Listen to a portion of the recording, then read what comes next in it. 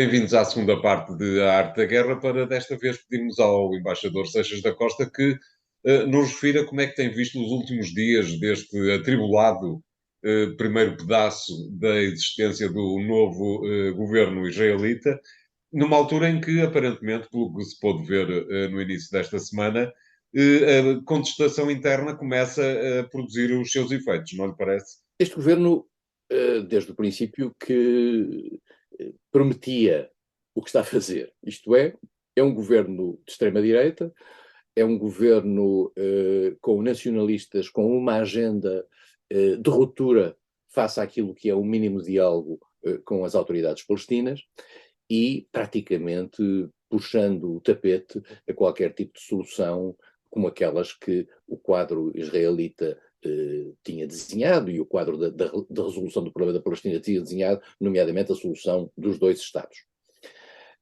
Netanyahu disse ao que vinha, desde o princípio. Exato, não estão aqui para enganar ninguém.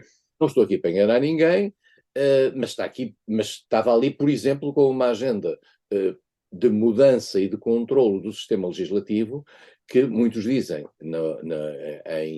em Israel, que se trata da proteção dos seus próprios interesses, tendo em conta as acusações de corrupção que impendem sobre ele e que não desapareceram neste tempo. Aliás, Mas nem isso é uma novidade, se me permite que interrompa, embaixador, nem isso é uma novidade, porque desde o início dizia-se que tudo isso fazia parte da agenda de quem quer que fosse o Ministro da Justiça.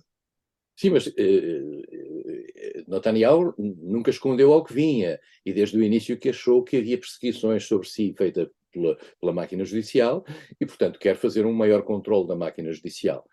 Uma faixa que existia na última manifestação, e já vinha, aliás, de outros tempos, em relação a Netanyahu, era, em vez de Prime Minister, era Crime Minister.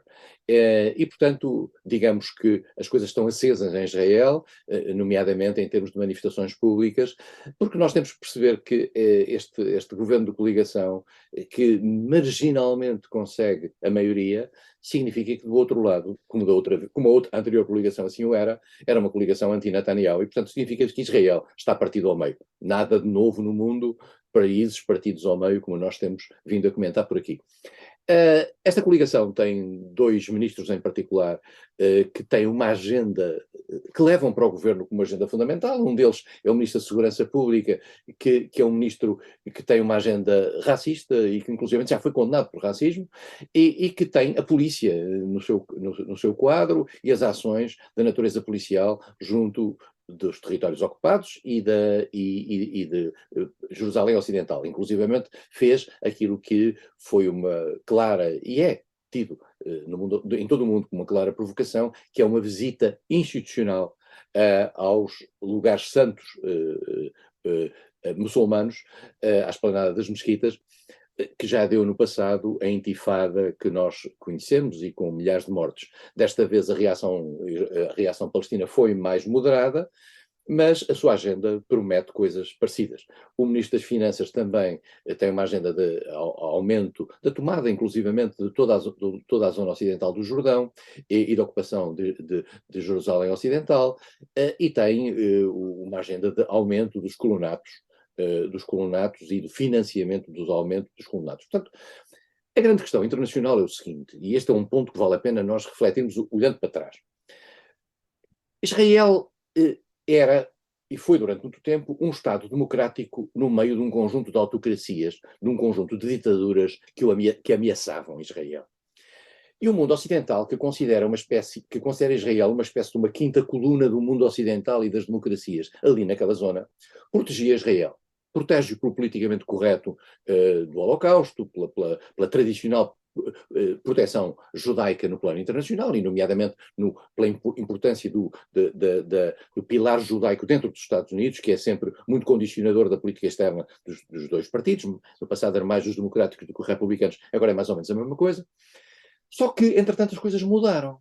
À volta de Israel já não há uma ameaça tão evidente. A Síria já não é uma ameaça, o Egito está anulado, o Líbano nunca foi uma ameaça, o Iraque está mais ou menos neutralizado, e, portanto, a Jordânia já nem vale a pena falar. A única ameaça que ali há é o Irão, do outro lado. ameaça que também é para Israel, como é para os países do Golfo, nomeadamente para a Arábia Saudita. E, portanto, esta ideia de que Israel é um país ameaçado, acossado, e que isto justificaria todas as ações no sentido da sua defesa, já não é verdadeiramente assim.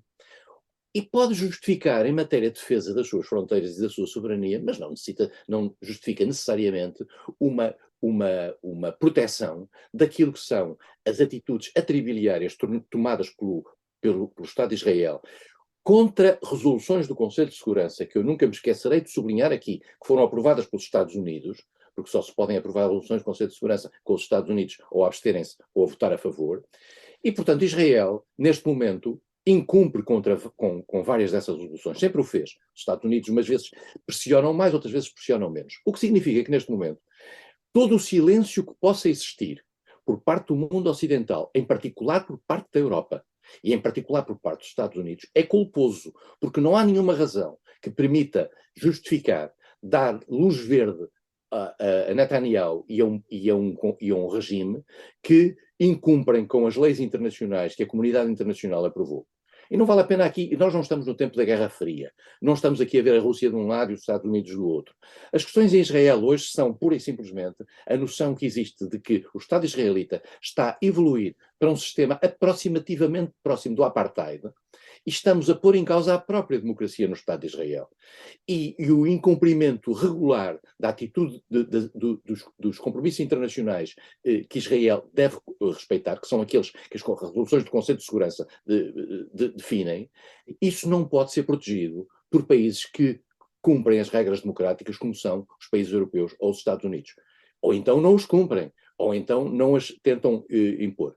Veremos em que medida a nova administração Biden, perante o novo governo israelita, vai agora, ao que parece, a Israel, Anthony Blinken, o secretário de Estado, foi nomeado um novo representante americano para a Palestina, que tem aparentemente um bom trânsito nos meios judaicos. Veremos em que medida os americanos querem ser aí uns honest brokers ou não. E que papel fica para a diplomacia, a haver uma, da União Europeia, embaixador? António, a diplomacia da União Europeia, devo confessar que nunca a vi. Isto é, tenho-a visto desenhada como possível. A União Europeia havia uma velha frase, eu julgo que já a repeti aqui mais do que uma vez, sistematicamente dizia-se no Médio Oriente a Europa tem o papel para o Oscar do melhor ator secundário. E porque a diplomacia europeia no Médio Oriente foi sempre aquilo que os Estados Unidos quisessem que ela fosse. Normalmente o que é que acontece? A diplomacia europeia paga os estragos que os israelitas fazem na faixa de Gaza, com os sucessivos bombardeamentos e as sucessivas entradas como resposta aos rockets que vão para Israel. E vai pagando. A União Europeia só tem pago no Médio Oriente.